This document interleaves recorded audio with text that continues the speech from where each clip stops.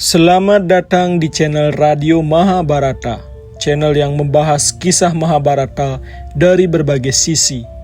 Pada pembahasan kali ini, kita akan membahas terkait dengan upacara pengorbanan ular yang dilakukan oleh Janamejaya yang merupakan putra dari Maharaja Parikesit. Pengorbanan ular ini dilakukan oleh Janamejaya untuk membalas dendam kematian ayahnya Maharaja Parikesit yang dipagut oleh naga taksaka. Setelah Maharaja Parikesit mangkat karena serangan naga taksaka, tahtanya diwariskan kepada putranya Janamejaya. Kala itu Janamejaya masih kanak-kanak, tetapi kebijaksanaan dan kesaktian telah tampak dalam dirinya. Parasnya rupawan, tutur katanya lembut tetapi penuh wibawa. Para menteri dan tetua kerajaan membimbingnya dalam masa transisi, memastikan bahwa kerajaan Hastinapura tetap kuat dan terjaga. Ketika menginjak usia dewasa, Janamejaya dinikahkan dengan Bamustiman, putri cantik dari kerajaan Kasi yang terkenal akan keanggunan dan kecerdasannya. Pernikahan ini mempererat aliansi antar kerajaan, menjadikan Hastinapura semakin dihormati oleh kerajaan-kerajaan lain. Bersama sang permaisuri, Janamejaya memerintah dengan adil dan bijaksana.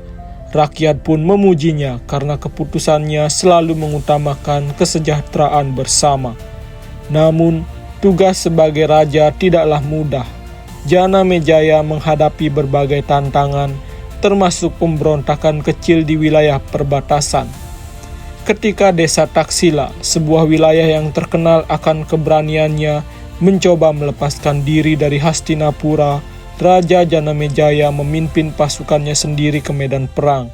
Dengan strategi yang cerdik dan keberanian yang luar biasa, Janamejaya berhasil menaklukkan Taksila.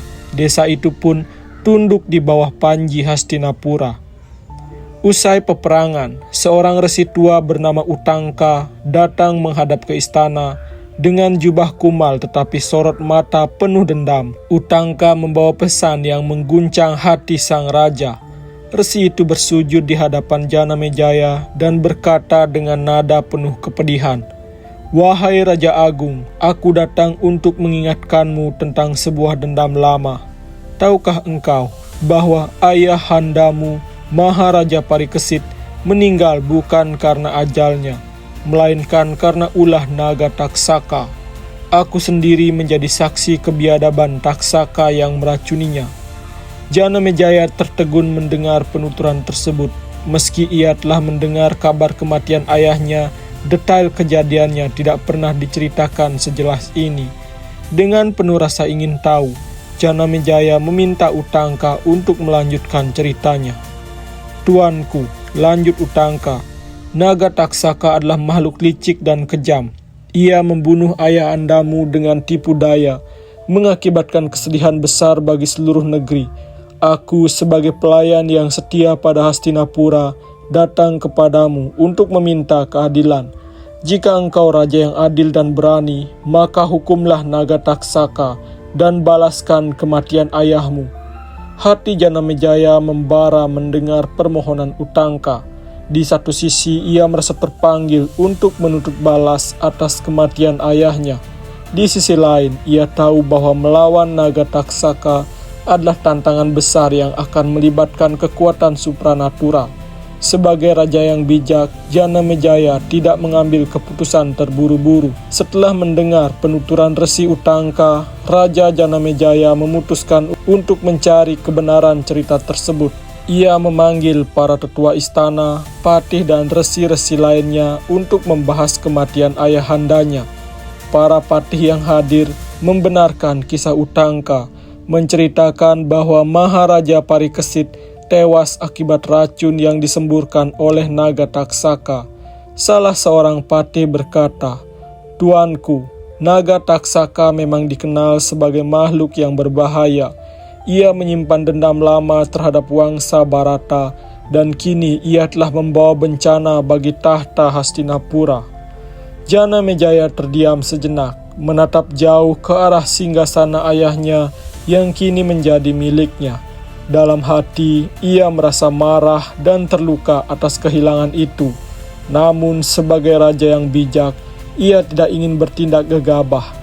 "Jika ini benar," ujarnya, "aku harus menuntut balas, bukan untuk dendam semata, melainkan untuk menegakkan keadilan.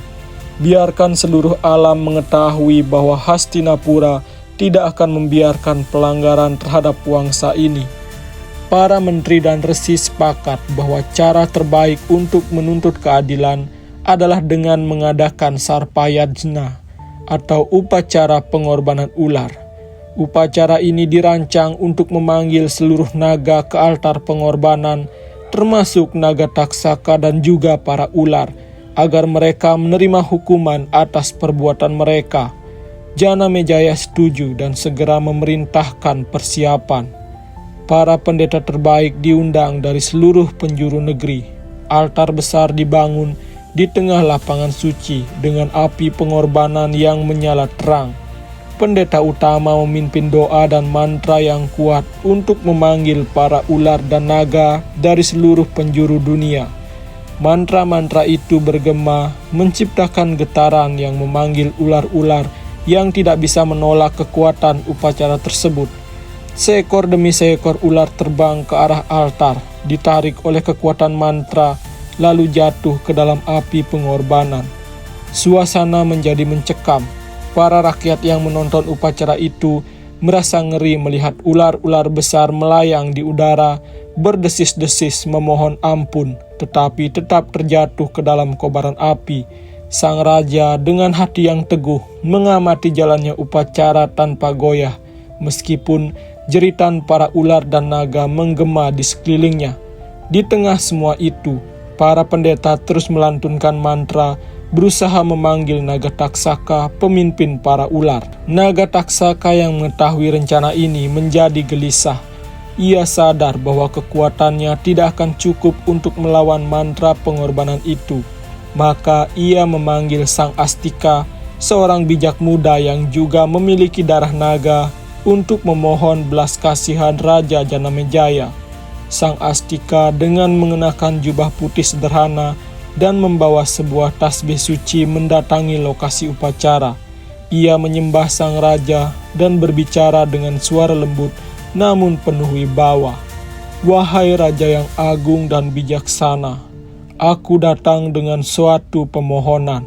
Taksaka memang bersalah, tetapi tidak semua ular maupun naga harus menanggung dosa yang sama. Hentikanlah upacara ini demi kasih sayangmu kepada makhluk hidup."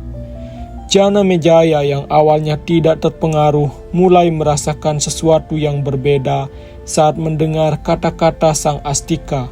Hatinya yang penuh belas kasihan mulai tergugah. Ia memandang ke arah api pengorbanan, di mana banyak ular telah binasa, dan bertanya pada dirinya sendiri, apakah ini cara yang benar untuk menegakkan keadilan? Para menteri dan pendeta berbisik di sekelilingnya, mendesak untuk melanjutkan upacara. Namun, suara hati Janamejaya lebih kuat. Ia menatap Sang Astika dan berkata, "Aku merasakan ketulusanmu dalam kata-katamu. Jika aku terus melanjutkan upacara ini, aku tidak berbeda dengan Taksaka yang melukai ayahku tanpa belas kasihan. Demi kehormatan Hastinapura dan kedamaian alam semesta, aku akan menghentikan pengorbanan ini." Mendengar keputusan raja, Sang Astika tersenyum penuh syukur. Ia bersujud di hadapan Janamejaya, berterima kasih atas kemurahan hatinya. "Wahai raja yang agung, keputusanmu hari ini akan dikenang oleh dunia sebagai wujud kasih sayang seorang pemimpin. Aku akan kembali ke Nagaloka dan menyampaikan berita ini kepada Taksaka. Ia akan memahami kebesaran hatimu." Setelah Sang Astika pergi, Raja Janamejaya memerintahkan para pendeta untuk menutup upacara dengan doa perdamaian. Api pengorbanan dipadamkan dan upacara berakhir dengan damai. Meski dendamnya belum sepenuhnya terbalaskan, Janamejaya merasa bahwa keputusannya adalah yang terbaik untuk menjaga harmoni alam semesta. Sebagai raja, Ia memahami bahwa kekuatan sejati bukan terletak pada penghancuran, melainkan pada pengampunan. Maharaja Janamejaya yang sedih karena upacaranya tidak sempurna, kemudian meminta Begawan Biasa untuk menceritakan kisah leluhurnya, sekaligus kisah Pandawa dan Kurawa yang bertempur di Kuruksetra. Karena Begawan Biasa sibuk dengan urusan lain, maka Begawan Wesampayana disuruh mewakilinya. Ia adalah murid Begawan Biasa, penulis kisah besar keluarga Barata atau Mahabharata. Sesuai keinginan Raja Janamejaya, Begawan Wesampayana menuturkan sebuah kisah kepada sang raja, yaitu kisah sebelum sang raja lahir, kisah Pandawa dan Kurawa, kisah perang di Kuruksetra, dan kisah silsilah leluhur sang raja.